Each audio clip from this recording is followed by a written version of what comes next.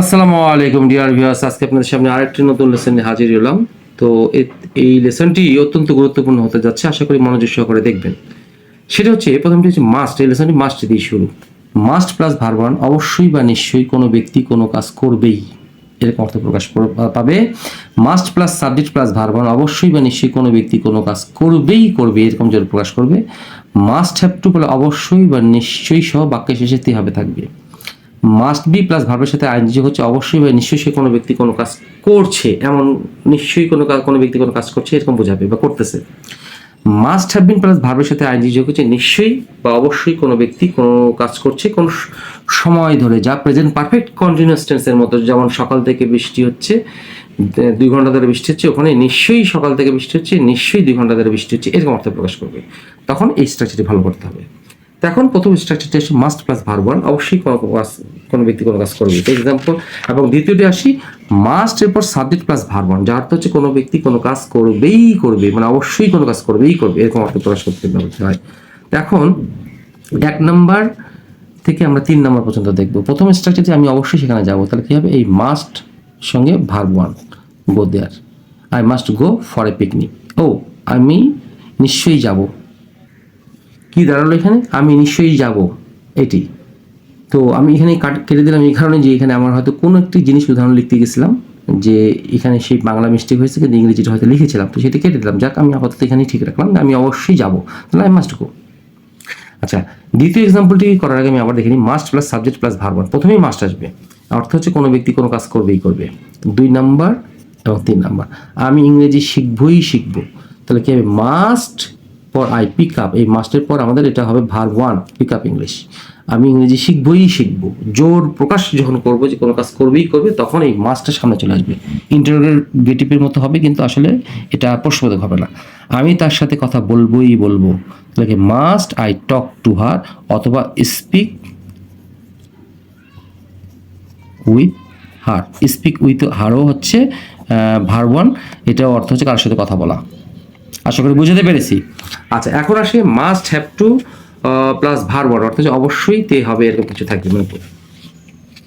আচ্ছা, এখন 4 নাম্বার এক্সাম্পলটা আসি। তোমাকে অবশ্যই বা নিশ্চয়ই সেখানে যেতে হবে, এতেই হবে। তাহলে ইউ মাস্ট হ্যাভ টু, এই ভার্ব ওয়ান, গো দেয়ার। তোমাকে অবশ্যই সেখানে যেতে হবে, অবশ্যই বা নিশ্চয়ই সেখানে যেতে হবে। আমরা যদি নিশ্চয়ই বাদ দিতাম যে তোমাকে যেতে হবে, তাহলে কি হবে? ইউ হ্যাভ টু গো, তো নিশ্চয়ই এর জন্য এখানে মাস্ট হ্যাভ টু চলে আসলো, এটা আমাদের মনে রাখতে হবে। আচ্ছা, এখন হচ্ছে দুটো জিনিস আমি একবারে বোঝানোর চেষ্টা করছি কন্টিনিউয়াস টেন্সে। যেমন একটা হচ্ছে মাস্ট বি ভার্বের সাথে আইনযোগ, নিশ্চয়ই বা অবশ্যই কোনো ব্যক্তি কোনো কাজ করছে।